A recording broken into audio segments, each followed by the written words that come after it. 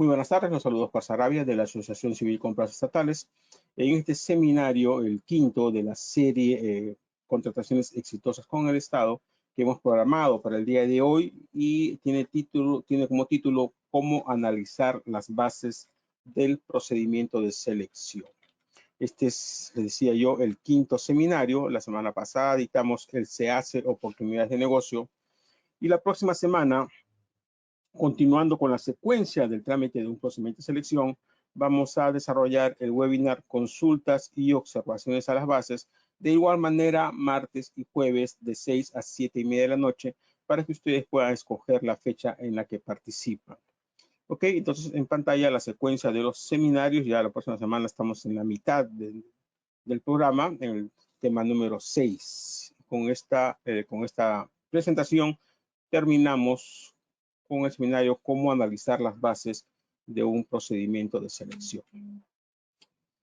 En anteriores ocasiones les hemos hablado de la importancia que tiene que un proveedor del Estado identifique, ¿no?, y tenga controlado, ¿no?, estos tres componentes de su negocio: el producto, mercado y organización, ¿no? Respecto al producto, conocer bien las características de aquello que comercializa, que produce, que fabrica, a lo que se dedica, ¿no? Cuáles son sus ventajas, sus desventajas, hacer un análisis FODA, como les habíamos mencionado. Y también conocer el mercado, ¿no? Conocer cómo se mueve el mercado, los clientes, ¿no? Y de repente también la competencia, hacer un análisis de cómo está el mercado y contar con una organización adecuada para que estos productos o servicios, ¿no?, ingresen y puedan ser comercializados, vendidos en el mercado, ¿no? Entonces, este es el ciclo del negocio, con sus tres componentes principales que ustedes deben siempre controlar, ¿no? Y también les habíamos mencionado que el Estado contrata bienes, contrata servicios, contrata consultoría de obras y contrata ejecución de obras. Entonces, eso lo hemos desarrollado en etapas anteriores. Y además, les habíamos dicho que el sistema de contratación pública, sobre el cual nosotros hacemos nuestros seminarios, que es la Ley de Contrataciones del Estado y su reglamento, o sea, el marco general, porque ya les hemos explicado también que lamentablemente, pues en nuestro país existen diferentes normas. Tacuariguarma, Petroperú tiene su propio reglamento de contrataciones, las cajas municipales tienen su propio reglamento de contrataciones, obras por impuestos tienen también su norma especial, o sea, pero bueno, tenemos un marco general que es la Ley de Contrataciones del Estado y su reglamento, la ley aprobada por la Ley 3225, ¿no? Y estos procedimientos de contratación pública se desarrollan en tres fases, ¿no? La del medio, procedimiento de selección, que es la que comúnmente yo le digo a usted licitación, y usted más o menos ya sabe de qué estamos hablando, ¿no? Cuando hablamos de procedimiento de selección, usted piensa en una licitación, ¿no?, que es el proceso por el cual se va a escoger al proveedor con el cual se va a suscribir el contrato y quien va a ejecutar el contrato, ¿no? Y esta fase se inicia con la convocatoria y termina, ¿no?, antes de la suscripción del contrato. Pero antes de esta licitación que usted conoce, que ya la identificamos rápidamente cuando alguien menciona la palabra licitación, no existen otras actuaciones, ¿no? La entidad pública tiene que desarrollar ciertas actividades al interior de la empresa, ¿no?, antes de hacer la convocatoria. Y en esta fase de datos preparatorios, nosotros como proveedores podemos participar, ¿no? Por ejemplo, ¿no?, una de estas actuaciones es cuando la entidad pública consulta al mercado aquello que piensa contratar, le envía la información, le envía un correo, una notificación, le dice: empresa, ¿sabes qué? Queremos contratar esto, y te adjunto las características para que tú me des tu precio, ¿no? Eso es lo que conocemos como el estudio de mercado, para que la entidad pública pueda determinar el valor estimado o el valor referencial de la contratación, ¿no? Que los proveedores participamos ahí. Y desde esta fase del estudio de mercado, nosotros como proveedores ya estamos participando ahí, porque nos están consultando, ¿no? Y tenemos que saber qué hacer, ¿no? Entonces, habíamos explicado en seminarios anteriores que cuando usted recibe esa invitación para cotizar, ¿no?, usted tiene que analizar bien lo que le están enviando, que pueden ser las especificaciones técnicas si se trata de bienes, los términos de referencia si se trata de servicios, o de repente el expediente técnico de la obra o algún otro documento que tiene las características de lo que se va a contratar para que usted revise eso, analice, ¿no? Y determine si puede cumplir con lo que le están pidiendo y de ser el caso, cuánto usted cobraría, ¿no? Por ejecutar esa prestación, ¿no? Y desde esa fase, ¿no? Usted al hacer ese análisis de ese documento puede de repente determinar que la entidad pública está pidiendo algo que no es congruente, ¿no? Pues podría ser que estén pidiendo, pues que le digo, una computadora con un procesador que ya está descontinuado, que en el mercado ya no existe. Entonces, desde esa fase que intervinimos nosotros como proveedores, lo que tenemos que hacer es comunicar a la entidad pública y decirle, señor, usted en su solicitud de cotización me adjuntó estas especificaciones técnicas, pero ya ese procesador no existe, ¿no? O en todo caso le dice, usted me está pidiendo esto, yo no tengo eso, pero tengo esto y costaría tanto, ¿no? Para que porque el fin de ese documento, de ese proceso que hace la entidad pública, no solamente es establecer el valor referencial o el valor estimado de la contratación, sino es afinar, mejorar, perfeccionar su requerimiento en función a lo que realmente existe en el mercado, ¿no? Por eso, de allí la importancia de que nosotros conozcamos esto, ¿no? Entonces, desde aquí estamos participando ya nosotros, ¿no? Actos preparatorios. Y en la fase de selección, bueno, también, ¿no? Desde la convocatoria, la entidad pública informa de la convocatoria en el procedimiento de selección, en el SEACE, ¿no? Y allí, al momento de que la entidad pública publica su procedimiento de selección, la convocatoria también adjunta las bases del procedimiento de selección, que es lo que vamos a desarrollar el día de hoy para explicarles cómo debemos hacer el análisis de las bases de ese procedimiento de selección, ¿no? Entonces, acá están las bases del procedimiento de selección. Usted se registra como participante en el procedimiento de selección y luego que se ha registrado debe de formular las consultas y observaciones. Luego hay que esperar la integración de bases. Luego tenemos que elaborar nuestra oferta, presentarla. La entidad pública evalúa, califica, ¿no? la oferta y determina quién es el ganador de la buena pro, ¿no? Y siguiendo el ciclo de la contratación, luego de que se ha otorgado la buena pro, ¿no? El adjudicatario tiene que suscribir el contrato y ejecutar las prestaciones del contrato, ¿no? Pero entonces, las bases del procedimiento de selección, ¿no? Contienen información respecto a cómo se va a desarrollar el procedimiento de selección y cómo se va a ejecutar la prestación, ¿no? De allí la importancia, ¿no? De que nosotros, cuando estamos interesados en un proceso, hemos identificado en el SEACE un proceso, ¿no? Y hemos descargado las bases del procedimiento de selección, ¿no? Para analizarlas, ¿no? Tenemos que tener claridad respecto a la información que existe en ese documento denominado bases, que tiene las instrucciones de cómo yo tengo que elaborar mi oferta, ¿no?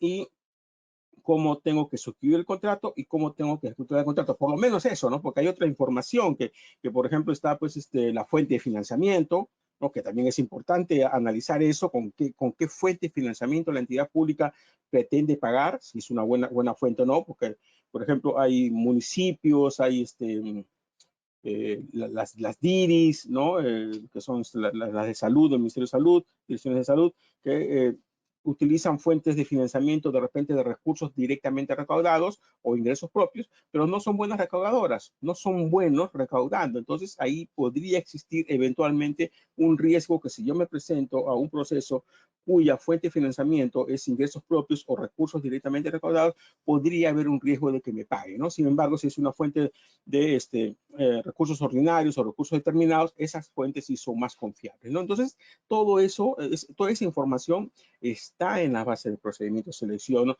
Si se trata de repente de un proceso a suma alzada o a precios unitarios, si se trata de un proceso llave en mano, ¿no? Que incluye la provisión de bienes más la instalación y de repente algunas prestaciones accesorias. O sea, toda esa información, ¿no? Está en las bases y de allí la importancia de esta fase que vamos a hablar el día de hoy, que es cómo analizar las bases de un procedimiento de selección, ¿no? Entonces, en el reglamento de la Ley de Contrataciones del Estado existe una definición para el término bases y dice que es el documento del procedimiento de selección, ¿no?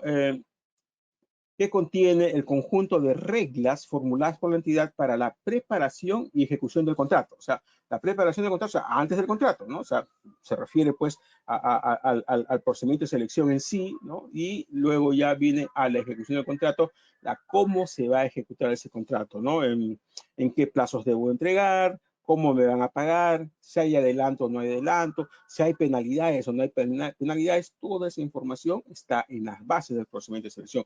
Ahora, tenemos bases que son las que se publican en el SEACE junto con la convocatoria, pero también tenemos bases integradas. Y las bases integradas son las bases originales que se han modificado, ¿no? A través de alguna consulta, alguna observación o un pronunciamiento que haya emitido el OCE. Entonces recordemos, cuando la entidad pública convoca el procedimiento de selección, publica las bases. Luego bien, tenemos la etapa de consultas y observaciones, que es lo que vamos a ver la próxima semana, y la entidad pública, comité de selección u órgano de contrataciones, cuando publica en el SEACE el pliego de la solución de consultas y observaciones, también adjunta las bases integradas, que es el documento original, las bases originales, modificadas, ¿no? En virtud de alguna consulta o alguna observación, ¿no? De repente las bases originales decían, quiero que tenga un disco de 500 gigabytes, ¿no? Y un participante consultó, señor, pero ya no hay disco de 500, ¿no? Solamente ahora hay de 1 tera para arriba. Entonces, al resolver la observación, el comité de selección dice, ok, sí, se aceptarán discos de 1 tera como mínimo. Entonces, eso se modifica, ¿no? Entonces, las bases originales decían 500 y las nuevas bases, las bases integradas, dicen 1 tera, ¿no? Entonces, ya hubo una modificación. Entonces, esas son las bases integradas, ¿no? Pero ahora también, para el caso de licitaciones públicas y concursos públicos, ¿no?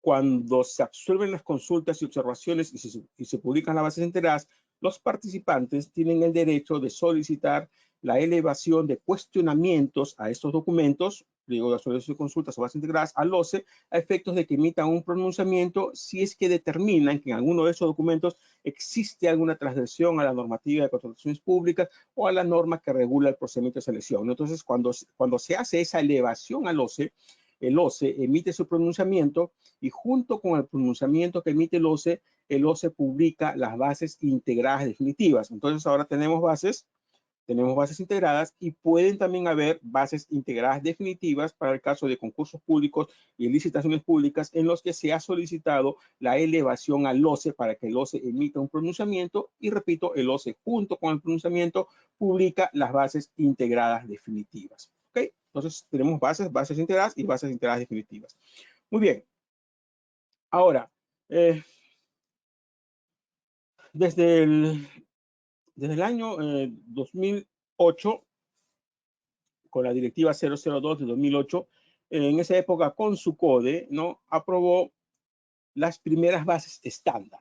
Porque antes de esta fecha, antes del año 2008, cada entidad pública utilizaba sus propios modelos o formatos de bases, ¿no? Entonces, SEDAPAL tenía una forma de sus bases, la SUNAT, Salud, cada entidad, las municipalidades, las regiones, cada uno hacían sus bases como les parecía. Evidentemente, entre comillas, respetando lo que dice la ley, el reglamento y alguna directiva por ahí que hubiera podido sacar el CONSUCODE en esa época, pero cuando uno analizaba esas bases, de repente en SEDAPAL el orden era de una manera, ¿no? Y en las de SUNAT el orden era diferente, ¿no? Había pues criterios diferentes a elaborar, inclusive dentro de una misma entidad pública, ¿no? De repente SEDAPAL un día sacaba unas bases en un orden, en otro día otro proceso lo colocaba de otra manera, no cambiaba las formas, o sea, no había un criterio uniforme respecto al orden, a las formalidades, ¿no? Y a las condiciones en que se preparaban estos documentos denominados bases que son tan importantes. Entonces, a partir del año 2008, ya el CONSUCODE comenzó a emitir, ¿no? Bases estándar. Entonces ya tenemos un documento estandarizado, ¿no? Donde ya el orden es siempre el mismo, ¿no? Y no solamente eso, sino que existen instrucciones, notas que señala, oye, esto puedes hacer, esto debes hacer, esto lo haces de esta manera. Si vas a pedir esto, ten en cuenta que máximo puedes pedir tantos puntos, etcétera, etcétera, ¿no? O sea, hay indicaciones en ese documento denominado bases que restringen un poco la discrecionalidad del comité de selección o del órgano encargado de las contrataciones a efectos, pues, de cumplir con lo que señala la normativa y sobre todo los principios de contratación pública, ¿no? Entonces ya tenemos unas bases estándar desde el año 2008, lo cual evidentemente nos facilita bastante el trabajo a nosotros los postores, ¿no? Y estas bases estándar tienen dos secciones, la sección general y la sección específica. La sección general contiene las reglas del procedimiento de selección, ¿no? Que se aplica a un mismo tipo, ¿no? Por ejemplo, una sección general de una licitación pública para bienes, ¿no? Va a ser siempre la misma hasta que no se cambie. Eso quiere decir que si yo hoy día o mañana, me leo y analizo bien la sección general de unas bases para la contratación de servicios a través de un concurso público, esa sección general no va a variar. Evidentemente, entre unas bases de concursos públicos de servicios y una adjudicación simplificada de servicios hay diferencias, ¿no? Pero para todo lo que son concursos públicos de servicios, van a ser siempre iguales esa sección general. Entonces, si yo ya leí y analicé esa sección general una vez, mientras que el OCE no cambie las bases estándar, no las modifique, ya no tendría por qué leerla. Eso nos facilita el trabajo, ¿no? Entonces, yo leí hoy día, analicé hoy día la sección general de unas bases de licitación pública para bienes. Ya mañana no tengo por qué leer esa sección general, pero sí, en la sección específica, como su nombre lo indica, ¿no? Sí hay condiciones particulares del procedimiento de selección, ¿no?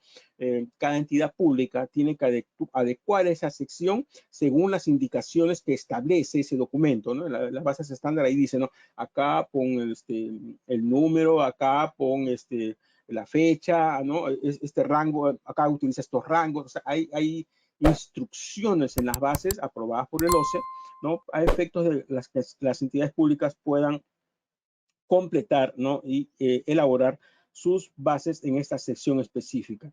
Pero además de la sección general y de la sección específica, tenemos un apartado donde vamos a encontrar formatos y anexos, ¿no? Sobre todo anexos. Entonces allí encontramos los modelos, ¿no? De anexos que a mí me van a pedir en mi oferta, ¿no? Anexo número 1, anexo número 2, la declaración jurada del postor, declaración jurada del artículo 52, etcétera, etcétera. Entonces ahí están los modelos de documentos que yo debo de utilizar para poder elaborar mis ofertas, ¿no? Entonces eso evidentemente es bueno porque nos facilitan el trabajo. Ya no estamos con que cada entidad pública utiliza los modelos que quieran, ¿no? Y existen restricciones respecto a lo que se puede, lo que se debe hacer y cómo habría que hacerlo, que es lo que señalan en esos documentos, ¿no? En la sesión específica, por ejemplo, podemos encontrar condiciones particulares respecto a las características técnicas de los bienes o de los servicios o las obras que se van a contratar, el valor referencial, si es que existe, ¿no?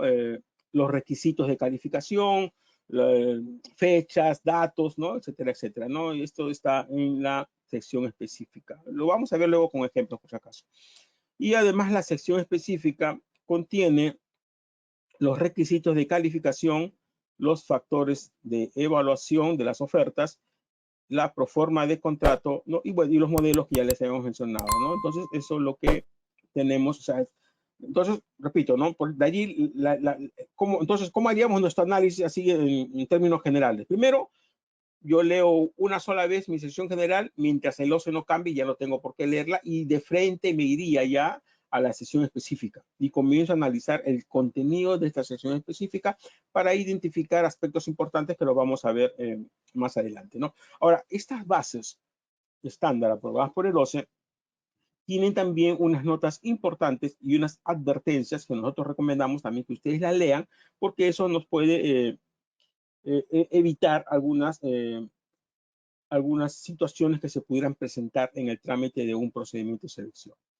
Ok, entonces, por ejemplo, en pantalla yo les estoy mostrando las primeras páginas de unas bases estándar de una licitación pública para la contratación de bienes, ¿no? Entonces, y eso, si ustedes quieren ver dónde están, lo encontramos en la página del OCE, en esta dirección, ¿no?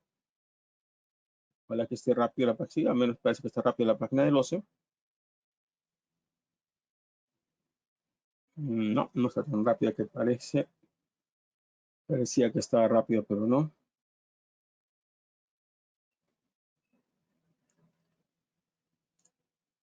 Está demorando demasiado. Ahí está. Bueno, acá tenemos las bases estándar, ¿no? Aprobadas por el OCE. Licitación pública para bienes, licitación pública para suministro de bienes, concurso público, no, estas de acá son. Estas de acá son para otro tipo de procesos que son los de la ley 325. Estos son procesos especiales para ejecución de obras, algunas normas especiales que han dictado como el 070, estos son para el decreto 070, ¿no? Las de la directiva 001-2019, o sea, las generales son estas. La directiva 001-2019, ¿no? Estas son las generales. Las otras son, se han dictado especialmente para algún tipo de procesos, ¿no?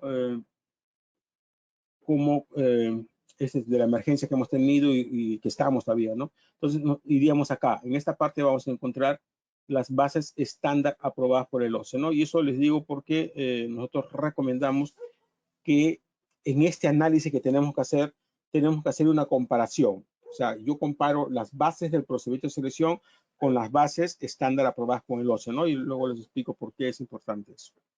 Entonces, les decía, estas bases están acá. Esta es la carátula de las bases estándar. La sección general que les decía yo. Esta es la sección general. La sección específica.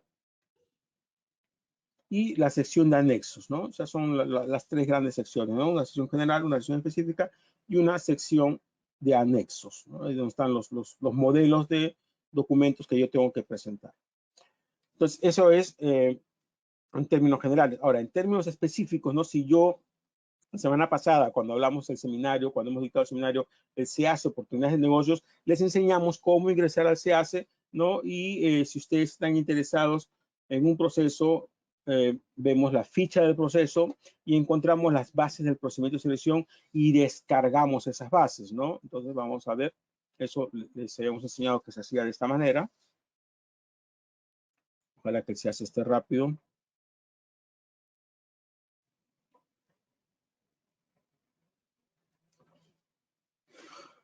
No, parece que hoy día sí estamos con la comunicación con el SEACE bastante lenta. El martes sí ingresamos muy rápido.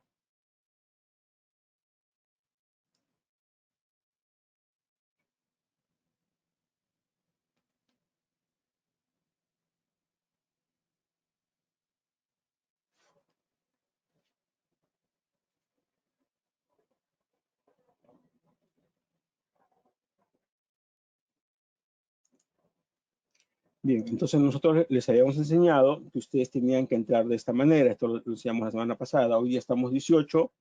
Entramos al día anterior para verificar todo lo que se ha publicado el día anterior.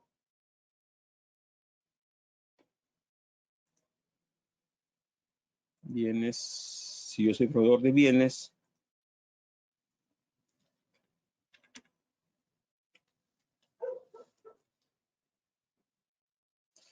Okay, entonces todo esto, lo que se ha publicado el día de ayer para bienes y, por ejemplo, a ver, yo vendo madera. Es una directa, no. Vamos a ver, yo vendo camiones, ya vamos a ver este camión. Entonces, yo busco así, ¿no? Busco y digo, yo vendo camiones, ok. Entonces me voy acá a la ficha de procedimiento de selección y acá están las bases. Entonces, descargo las bases de este procedimiento de selección y comienzo mi análisis, ¿no? Entonces, comienzo a analizar. Pero eso vamos a hacerlo con unas bases que yo tengo para enseñarles cómo es. Entonces, yo tengo otras bases acá. Entonces, mi análisis sería de esta manera, ¿no? Al menos lo que nosotros recomendamos. Estas son las bases del procedimiento de selección y estas serían las bases estándar.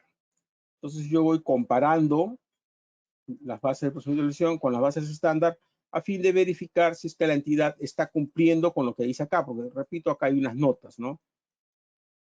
Estas bases estándar tienen unas notas acá. ¿Se dan cuenta? Describir, escribir acá, consignar. Entonces yo voy verificando, inclusive respecto a lo que es requisitos de calificación, está acá, ¿no? Eso también está acá en las bases estándar. Y dice qué se puede poner y qué no se puede poner, ¿no? Porque podría ser que una entidad pública, que suele suceder, elimine alguna parte de acá o alguna nota, ¿no? Podría haber eliminado alguna nota de acá, ¿no? Entonces acá yo voy leyendo y comparando si estas bases, el comité de selección al momento de elaborar estas bases ha cumplido y ha respetado lo que señala, ¿no? El OCE en las bases estándar, ¿no? O sea, de esa manera es que nosotros recomendamos la primera parte del análisis, ¿no? Verificar que se haya respetado, ¿no? O de repente solamente si ustedes tienen dudas, ¿no? Ustedes pueden revisar esto si es que tienen dudas. A ver, tengo dudas respecto a la forma de evaluación y me voy a las bases aprobadas por el OCE para ver, ¿no? Si estas bases respetan lo que el OCE señala, ¿no? Otros factores de evaluación, 50 puntos máximo 3 puntos, sostenibilidad ambiental. Por ejemplo, podría ser que exista acá una evaluación de sostenibilidad ambiental y que estén pidiendo 10 puntos, o sea, que van a dar 10 puntos. Entonces, si yo tengo dudas, me voy a las bases estándar y la base estándar me dice, oye, pero solamente son máximo 3 puntos. Y acá en estas bases de este procedimiento de selección están dando 10 puntos por sostenibilidad ambiental. Entonces, esto a observar, ¿no? Y voy identificando qué cosas debo de observar, ¿no? Entonces, ese es parte del análisis que tenemos que hacer. En la sección general tenemos 3 capítulos, el capítulo de las etapas del procedimiento de selección, el capítulo de la solución de controversias y el capítulo del contrato, ¿no? Vamos a ver si es cierto. Entonces, nos vamos a las bases estándar.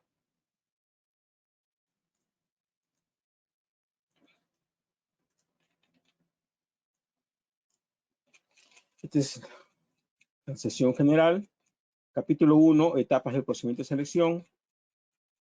Capítulo 2, solución de controversias. Y capítulo 3 del contrato. ¿Ok? ¿Está bien? Eso es lo que dice. Y la sesión específica tiene el capítulo 1, generalidades. El capítulo 2 del procedimiento de selección. O sea, en esta parte de generalidades, por ejemplo, encontramos lo que les decía yo, la fuente de financiamiento, con qué fuente de financiamiento se va a pagar, el sistema de contratación, si es precios unitarios o suma alzada, la modalidad, si es que es o no llave en mano, si es que se va a distribuir la buena pro, el plazo de entrega, ¿se dan cuenta? O sea, acá hay información importante para saber cómo se va a ejecutar la prestación. Y luego tenemos el capítulo 2, donde ya tenemos información de cómo se va a desarrollar el procedimiento de selección, entre ellas el contenido de las ofertas, ¿no? Los documentos de presentación obligatoria, los documentos para la suscripción del contrato, qué documentos me van a pedir a mí para suscribir el contrato, ¿no? Porque yo podría presentar mi oferta, me adjudican la buena pro, pero si yo no revisé esa documentación que me están diciendo acá que tengo que presentar yo a la firma del contrato, ¿no? De repente yo no leí esto y acá me dicen, oye, carta fianza para la firma del contrato, y yo voy al banco y le pido una carta fianza y el banco no me da la carta fianza porque tengo problemas financieros, ¿no? Entonces acá podría tener un problema y me presenté y luego no suscribo el contrato. Entonces por eso que es importante que leamos, ¿no? No solamente qué tengo que presentar en mi oferta, sino luego, si me adjudican, qué tengo que presentar para la suscripción del contrato. Y luego en el capítulo 3 tenemos la información respecto a las características de lo que se va a contratar, ¿no? Las especificaciones técnicas de aquello que se va a contratar. Vamos a verlo en estas bases, ¿no? Entonces acá tenemos, por ejemplo,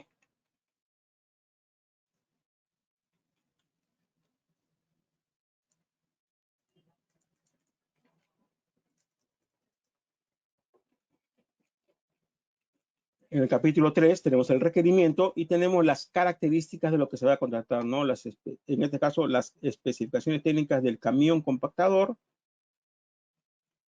de la compactadora, ¿no?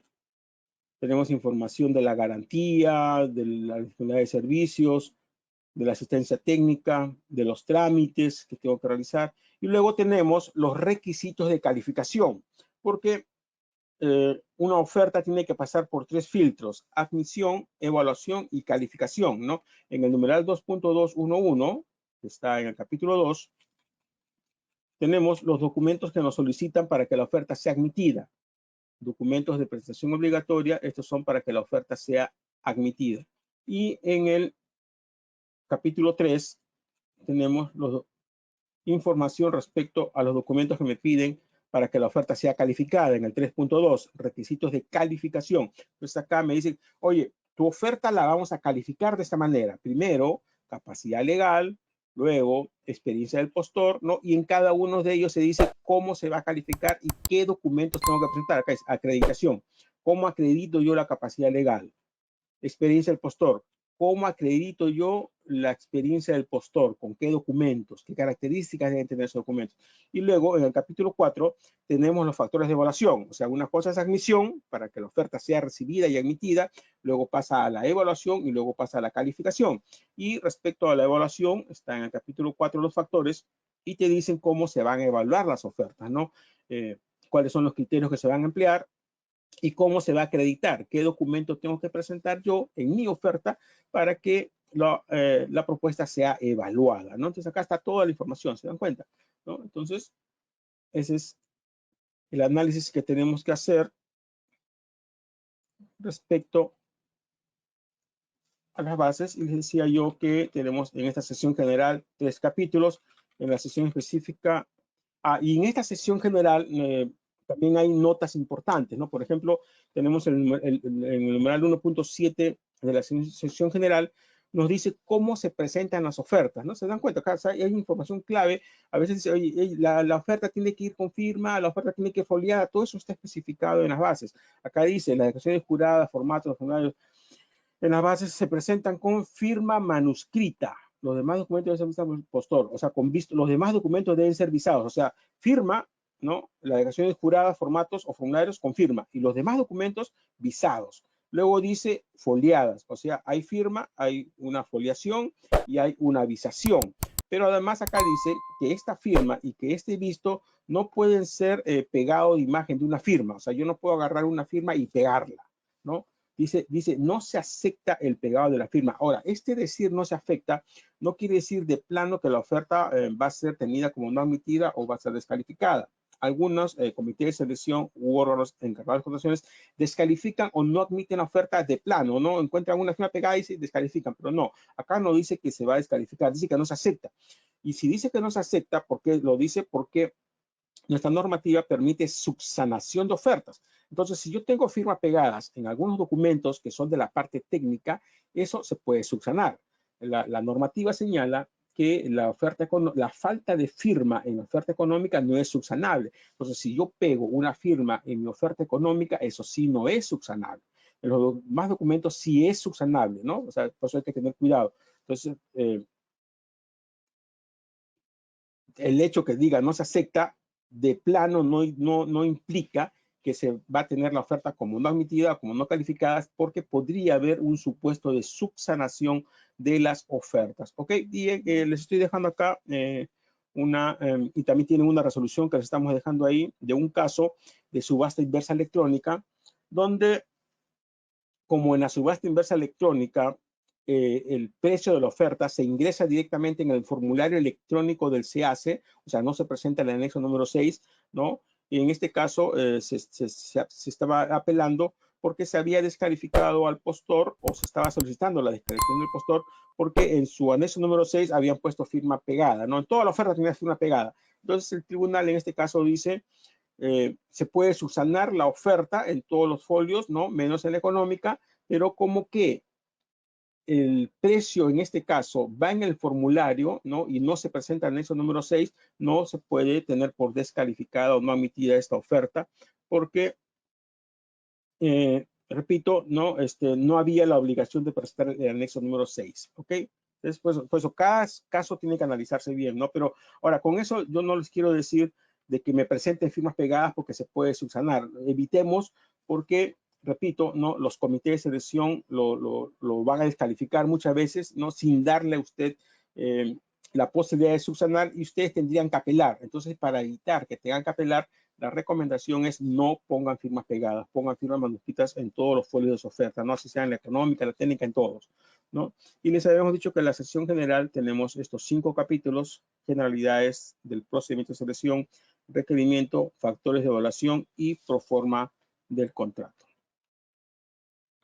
Y los anexos, tenemos varios anexos, ¿no? Los que están en negro son los comunes que, perdón, los vamos a encontrar en todas las bases, y los que están en rojo son anexos eventuales, ¿no? Que pueden ir cambiando dependiendo si se trata de licitación pública o concurso público, si es bienes, si es servicios, si es consultoría de obras o consultoría en general, no pueden ir cambiando. Pero básicamente estos son los anexos que podemos encontrar en unas bases, ¿no? Y repito, no pueden ir cambiando dependiendo del tipo de procedimiento de selección y el objeto de contratación, ¿no? Por ejemplo, en este caso hay un anexo 8, experiencia del postor en especialidad, pero en otros procesos hay anexo 8, que es la solicitud de bonificación del 10%, ¿no? Dependiendo del tipo de proceso, estos anexos pueden cambiar, ¿no? Acá también hay 2 anexos 10 que pueden cambiar. ¿Ok? Pero repito, eso depende. Por eso, de ahí la importancia, ¿no? De que nosotros revisemos detenidamente estas secciones, ¿no? Que hagamos un análisis adecuado de las bases del procedimiento de selección. Ahora, les decía yo también que las bases de los procedimientos de selección, ¿no? Aparte de los capítulos, bueno, dentro de estos capítulos que hemos mencionado, contienen notas importantes que ustedes también tienen que leer, ¿no? Muchas de las situaciones que a veces vemos con nuestros clientes es porque no han hecho una lectura adecuada de las bases, ¿no? Muchas veces nos llaman y nos dicen, Oscar, tengo este problema, fíjate, a ver qué hago, y yo le digo, a ver, reviso, oye, pero mira, en las bases, en la página tal, en la sección específica, dice tal cosa, o sea, la respuesta a su pregunta está en las bases. A veces tenemos problemas por no leer adecuadamente, ¿no? Por ejemplo, hay una nota en la sección general, en el numeral 1.5, que dice que cuando exista divergencia entre lo indicado en el pliego de solución de consultas y observaciones y la integración de bases, prevalece lo absuelto en el referido pliego. ¿Ok? Entonces, si el comité de selección, al absolver una consulta o una observación, señaló algo, ¿no? O sea, mira, blanco ya no va a ser blanco, voy a aceptar blanco y voy a aceptar negro, puede haber dicho al absolver una consulta. Y al momento de integrar las bases, se olvidó poner que también va a aceptar negro, solamente lo dejó en blanco. Esto señala que prevalece lo que está en la solución de consultas, o sea que sí van a aceptar blanco y negro, ¿ok? Entonces, esto es lo que señala esta disposición. Ahora, cuidado con eso, porque eso también puede eventualmente determinar una nulidad si es que causa un perjuicio.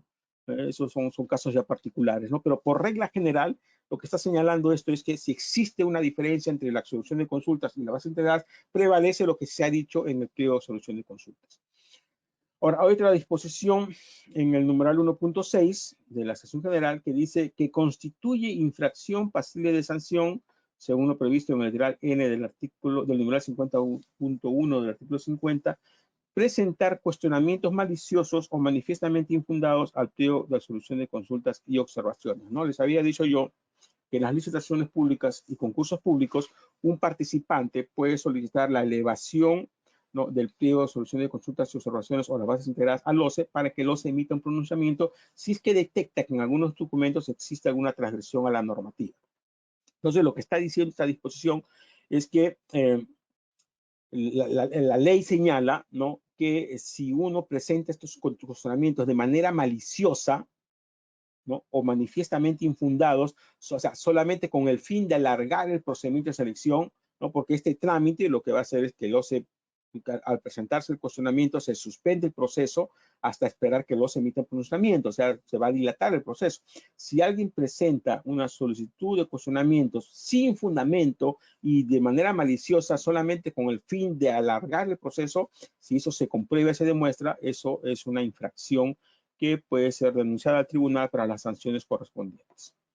Ok, luego en el numeral 1.14 de esta sección general se señala que una vez consentido el otorgamiento de la buena pro, el órgano encargado de las contrataciones o el órgano de la entidad que se haya asignado dicha función realiza la verificación de las ofertas.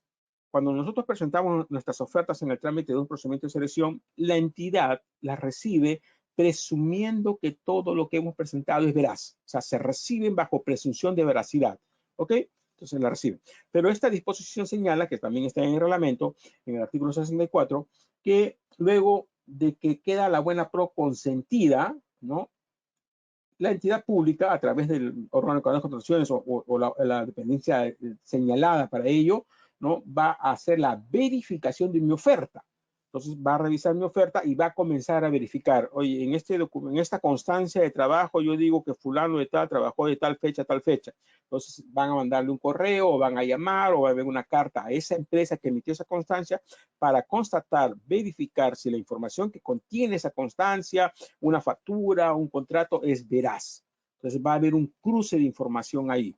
Y si detectan que algo no es concordante con la realidad, no solamente va a determinar que la oferta no sea admitida o que sea descalificada, sino que además se va a informar al Tribunal de Contrataciones del Estado para el inicio de un procedimiento sancionador y, de ser el caso, también una denuncia penal por delito contra la función jurisdiccional o delito contra la fe pública, conforme hemos desarrollado en el seminario Responsabilidad en las Contrataciones del Estado.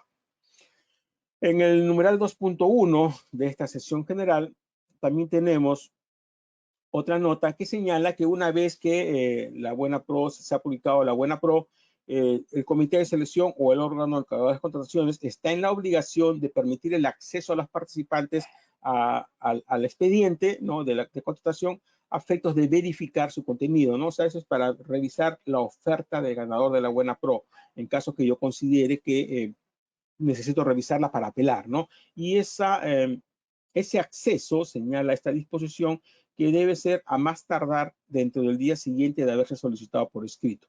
O sea, otorgaron la Buena Pro, yo quedé en segundo lugar y quiero revisar la oferta del primer lugar. Mando una comunicación a la entidad por escrito, dice, y le digo, señores, de acuerdo a lo que señala el numeral 2.1 de las bases, ¿no? De la acción general, solicito que me permitan el acceso a la oferta del postor ganador de la Buena Pro o que me den una copia, porque también puedo pedir una copia. Entonces, esta disposición señala que la entidad pública tiene que hacerlo a más tardar dentro del día siguiente de que se ha solicitado por escrito, ¿no? Y cuando se trata de copia, el acceso es a más tarde el día siguiente, o sea, que yo vaya y tome fotos o escriba, ese es acceso. Pero cuando se trata de copias, dice que esa copia se debe entregar en el menor tiempo posible. Acá sí no habla del día siguiente, dice en el menor tiempo posible cuando se trata de copias. Pero luego también dice previo pago por tal concepto. O sea que si yo pido una copia de la oferta del ganador, la entidad tiene que contestarme, señor, tiene que pagar en caja tanto para darle la copia, yo hago mi pago y la entidad pública me entrega la copia de la oferta del ganador en el menor tiempo posible, ¿no? Eso es lo que señala esta disposición. Ahora, en algunos casos yo estoy viendo que ya en el SEACE se publican las ofertas y lo que no entiendo todavía la lógica, si alguien lo sabe, por favor me avisa porque yo no lo entiendo, porque en algunos casos sí están las ofertas del adjudicatario, pero en otros casos no aparecen. No sé, no entiendo esa lógica todavía del SEACE, porque se supone que si las ofertas se presentan ahora de manera electrónica, en todos los casos debería estar ya la oferta del adjudicatario, pero a veces no encuentro las ofertas de los adjudicatarios, no sé por qué. Bien, en la sesión específica también tenemos algunas notas interesantes, como esta que está en el numeral 2.2.2, que señala que el comité de selección no podrá exigir al postor la presentación de documentos que no hayan sido indicados en los acápites, documentos para la admisión de la oferta, requisitos de calificación o factores de evaluación. ¿No? Les había dicho yo que en el numeral 2.211 tenemos la relación de documentos para la admisión de la oferta, en el numeral 3.2 tenemos los documentos para la calificación de la oferta y en el capítulo 4 tenemos los documentos para la evaluación de la oferta. Entonces, esta disposición dice, oye, entidad pública, comité de selección u órgano de contrataciones, tú no puedes pedir ningún documento que no esté en estas secciones, o sea, tiene que estar bien claro y especificado. Documentos para la emisión de la oferta, A, B, C, D, E. A mí no me pueden pedir ningún otro documento que no sean estos, en E. Calificación igual, ahí está, ¿no? Los documentos para el de calificación de habilitación, el de infraestructura, el de experiencia, ahí están los documentos. No me pueden pedir otra cosa distinta, igual para la evaluación. Esto es lo que señala esta disposición. Lo mismo señala en el numeral 2.3 respecto a los documentos para la suscripción del contrato. También en el 2.3 hay una relación de documentos que yo tengo que presentar para suscribir el contrato. Y esta disposición señala que la entidad no puede pedirme ningún otro documento que no esté en esta relación. ¿Ok? Ahora, en estos otros numerales 3.2 y 3.2, esto lo hacemos para que ustedes se den cuenta, ¿no? Señala los requisitos de calificación que la entidad debe adoptar y luego dice que puede. O sea, cuando hablamos de debe, es que son obligatorios. O sea, estos requisitos, los requisitos que dice que la entidad debe adoptar es que son requisitos obligatorios, que no pueden faltar. Si yo reviso unas bases, ¿no? Y este requisito, por ejemplo, de habilitación no está y debe ser obligatorio, entonces yo puedo observar. Pero luego dice puede, ¿no? O sea, esos son facultativos. La entidad pública, a su criterio, puede decidir si utiliza estos requisitos de calificación o no. Y lo mismo respecto a los factores de evaluación, ¿no? Hay factores obligatorios, que es el precio en algunos casos, ¿no? Y hay otros factores que son facultativos, que también en el capítulo 4 se señala eso, ¿no? Entonces, en el análisis que yo tengo que hacer, tengo que identificar yo claramente, para efectos de elaborar mi oferta, ¿no? Cuáles son los documentos para la admisión, que están en el numeral 2.211, cuáles son los documentos que me piden para la calificación de oferta, que están en el numeral 3.2, capacidad legal, capacidad técnica, experiencia, y cuáles son los documentos que me piden para la evaluación de mi oferta, el plazo, la sostenibilidad ambiental, ¿no? Todo lo que está acá, ¿no? Eso yo identifico. Entonces, con eso ya sé cómo yo tengo que elaborar mi oferta, pero además tengo que revisar los documentos que me piden para la suscripción del contrato y luego cómo se va a ejecutar el contrato, y además las bases contienen el capítulo 4, proforma del contrato. Que tengo que realizar también esa proforma del contrato. ¿Ok? Entonces, tenemos que identificar la documentación que se debe presentar para la admisión, evaluación y calificación de oferta, así como para la suscripción del contrato.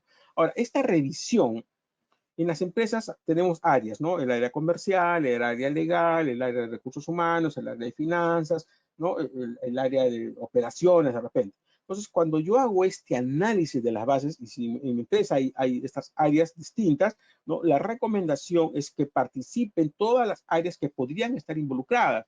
¿No? Puede ser que en esas bases se requiera personal, se requiere equipos, se va a requerir una fianza. Entonces, el área comercial, que es la que lleva las licitaciones, cuando identifica unas bases y dice yo me voy a presentar este proceso, tiene que enviarle copia de esas bases a las demás áreas para que esas áreas también analicen las bases y podamos hacer todos juntos las consultas, las observaciones, ¿no? Para que luego no haya sorpresas. Y esa revisión, repito, sugerimos que se haga en comité, ¿no? Un comité, que se forme un comité para ese proceso donde participa legal, recursos humanos, finanzas, operaciones, para determinar qué consultas tenemos que presentar y luego ya también sepan cómo se va a ejecutar la prestación, ¿no? Y también se hagan los cálculos correspondientes. En ese análisis que tenemos que hacer nosotros, ¿no? También tenemos que ir ya desarrollando las consultas y observaciones que vamos a hacer, ¿no? O sea, vamos revisando, ok, acá esto no está muy claro, voy a consultar. Esto de acá me parece que transgrede la normativa y comienzo a revisar las bases estándar, reviso opiniones del OCE, pronunciamiento del OCE o consulto con un abogado, con un especialista y si me dice sí, efectivamente eso está mal, transgrede la ley, hay que observar, ¿no? Entonces en este análisis voy preparando, ¿no? Mis consultas y observaciones que voy a presentar. Ese es el tema de la próxima semana. Comparar las bases del procedimiento de selección con las respectivas bases estándar, ¿no? Lo que les decía yo, ¿no? O sea, en mi pantalla pongo al lado derecho, por ejemplo, las bases del procedimiento de selección y en el lado izquierdo de mi pantalla pongo las bases estándar para hacer una comparación y verificar que la entidad pública esté respetando lo que el OCE ha aprobado en esas bases estándar. Despejen todas las dudas, no haga suposiciones, o sea, que esté claro, ¿no? O sea, no es que yo pienso que es así, yo supongo, no, que quede claro, señores comité de selección, pues las bases dicen esto, pero podrían precisar, por favor, este tema. Elaboren una lista de cotejos, que lo vamos a ver en un instante. Hago una estimación o simulación de los puntajes que va a tomar, revise las notas y advertencias y consulte a los especialistas, ¿no? Entonces, por ejemplo, es un modelo de lista de cotejos que se lo estamos dejando a ustedes ahí para que lo puedan descargar. Acá tiene los datos del proceso. ¿Qué documentos me piden para la admisión de la oferta? ¿Qué documentos me piden para la calificación? ¿Qué documentos me piden para la evaluación de las ofertas? ¿No? Acá voy poniendo los documentos. ¿En qué página de la base está? Si quiero luego revisarlo rápidamente a ver si hay alguna nota por ahí, observaciones, quién es el responsable de darme este documento, si es que yo soy el que voy a preparar la oferta, en qué fecha tiene que dármelo y algún checklist o nota por acá, ¿no? Este es un modelo que les dejamos a ustedes para que vean como una lista de cotejos, ¿no? Con esto verificamos los documentos que me piden, ¿no? Para ir elaborando mis ofertas. Y luego también una plantilla para ir viendo las consultas, ¿no? O sea, voy anotando acá las consultas u observaciones que voy a presentar en el momento correspondiente, que este tema lo vamos a ver la siguiente semana, ¿no? Entonces, vamos a ver ahora rápidamente esto.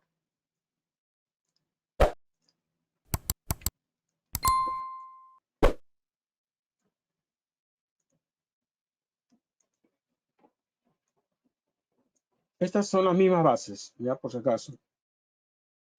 Sino que lo hago para hacerlo más rápido esto nomás, este análisis, ¿no? Entonces yo haría, comienzo a revisar. La sesión general, como les dije, yo ya la revisé una vez, ya no tengo por qué revisarla, ya la conozco esta sesión general, ya la he leído anteriormente, por eso yo ya no tengo que volver a leer. Si usted primera vez que lee, sí tendría que leerla y conocer, y sobre todo las advertencias, estas notas importantes que les digo yo, ¿no? Importante advertencia, ¿no? Leer eso y conocerlo. Luego me voy a la sección específica y acá sí comienzo mi análisis, ¿no? Municipalidad tal, dirección, el correo para cualquier duda que tenga, fuente de financiamiento, ¿no? Ver con qué fuente de financiamiento se va a pagar esto, si es precios unitarios o suma alzada, para saber cómo elaboro mi oferta, si es que es o no llave en mano, si es que va a haber o no distribución de la buena pro, el plazo de entrega, ¿no? Acá veo esa información. Luego ya, acá tengo información que me va a servir para mi checklist, ¿no? Los documentos para la admisión de la oferta, qué documentos tengo que presentar para que mi oferta sea admitida, hasta la relación A, B, C, D. Acá, por ejemplo, dice el postor debe presentar folletos, instructivas o similares para acreditar el cumplimiento de las especificaciones técnicas. Pero vamos a ver, estas son las mismas bases, les decía yo. Pero vamos a ver acá que acá dice para acreditar el cumplimiento de las especificaciones técnicas. Y todo este título 1 se llama especificaciones técnicas. Camión compactador,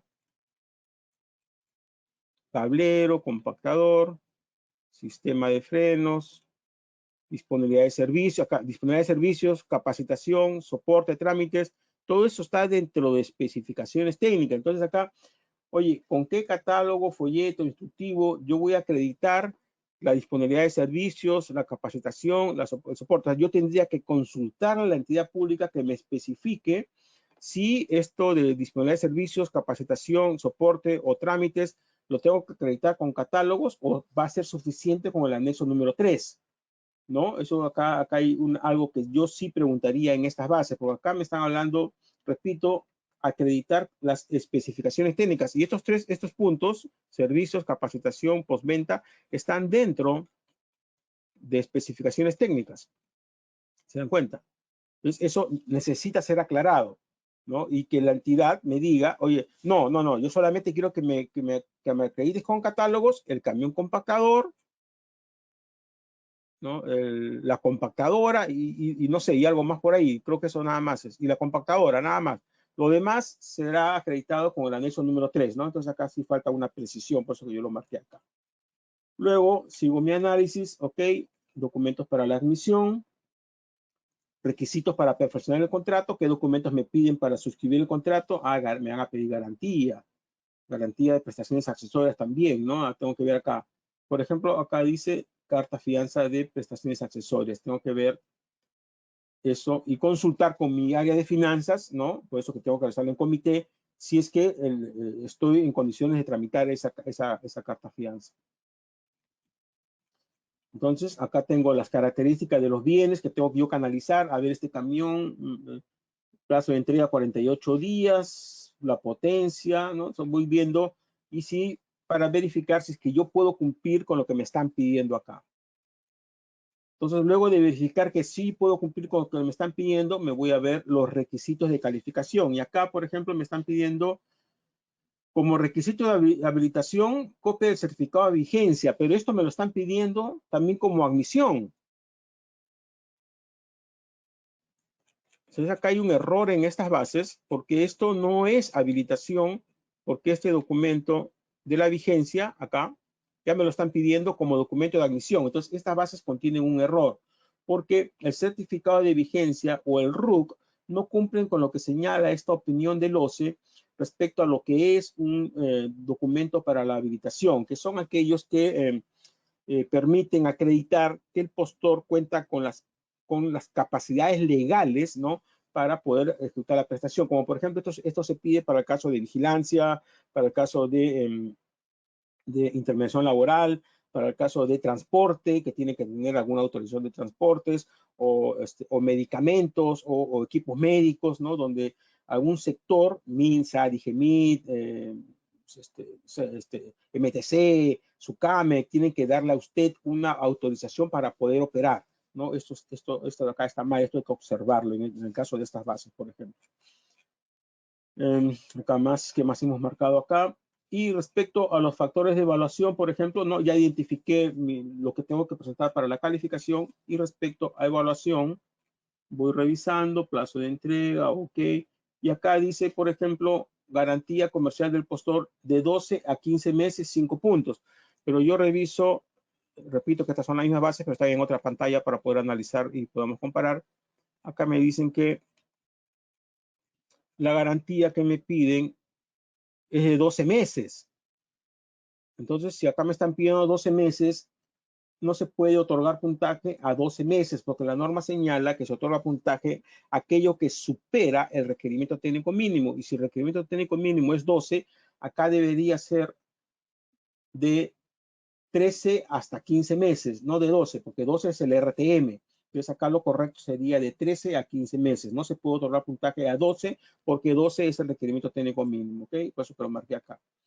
En este caso también respecto a la evaluación de la oferta de la capacitación a 4 operadores, esto no está claro porque acá se dice 4 operadores y sin embargo acá se está pidiendo capacitación a 6 operadores. Total, se está otorgando puntaje a quien capacite menos de los solicitados, salvo que sea 4 adicionales. Entonces esto acá también merece una aclaración. Por acá dice que se va a capacitar a 6 personas y acá dice que se va a otorgar puntaje si capacita a 4. Entonces esto merece una aclaración del comité de selección. Y acá también, ¿no? Hay una aclaración porque dice que se va a otorgar puntaje a cilindrada menor a 6.000, pero el menor a 6.000 también es un RTM. Cilindrada no mayor a 6.000, no mayor a 6.000 es menor a 6.000. Entonces acá también tendrían que precisar esto, ¿no? Acá también esto me llamó un poco la atención, que no sé si habría que consultar, la recomendación sería consultar. Muy bien, ese es más o menos un ejemplo de cómo tenemos que analizar, ¿no? Luego nos vamos a revisar el contrato, la próxima del contrato que está acá, y los formatos para saber los modelos que tengo yo que presentar en mi oferta, ¿no? Muy bien, entonces, le decía yo que también resulta importante como una recomendación que consulten a los especialistas, y parte del servicio que damos a nuestros clientes nosotros es también esta revisión con ellos de estas bases para poder elaborar las consultas, las observaciones, guiarlos en cómo tienen ellos que elaborar sus ofertas, ¿no? Es un servicio integral que le damos a nuestros clientes en todas las fases del procedimiento de contratación, ¿no? Ya lo pueden revisar con detenimiento en esta dirección web, este servicio. Luego la información de los certificados que ustedes pueden solicitar, certificado por cada evento, certificado por los 12 eventos o un certificado por el diplomado, los que siguen los 12 temas, más 6 webinars que vamos a dictar complementarios, más el desarrollo de 5 casos que la próxima semana vamos a enviar el correo con la información detallada de estos certificaciones. Estos son los modelos certificados que emitimos nosotros. El certificado digital que les llega mañana no es este. Nosotros emitimos estos certificados y esto sí tiene un costo por su emisión. Invitación a expositores especialistas en contrataciones del Estado y lucha contra la corrupción que quieran dirigirse al público que nos sigue. Si alguno está interesado, nos escribe para poder programar. Y algunos de los equipos que todavía tenemos en stock, que nos trajimos de la India, que son los que utilizamos nosotros, cámaras profesionales para estas videoconferencias, y teléfono con altavoz que permiten la participación de 6 hasta 12 participantes, ¿no? Permiten una buena comunicación para estos eventos que ahora casi todo se hace de tipo virtual. Mis datos de contacto para aquellos que deseen comunicarse conmigo y aquellos que no puedan, que no podamos de repente contestar hoy día sus preguntas, las pueden enviar también a mi correo personal y yo me demoro más o menos máximo 48 horas, estoy contestando todos los correos que me llegan. Muy bien, por mi parte, entonces con eso termino yo la parte expositiva. Bien, estimados amigos, son 7:30, damos por terminado el seminario. Alguno que no haya podido presentar su consulta me la envía al correo que ya les hemos dejado. No se olviden que la próxima semana tenemos consultas y observaciones a las bases. Que tengan ustedes un buen fin de semana. Será hasta otra oportunidad.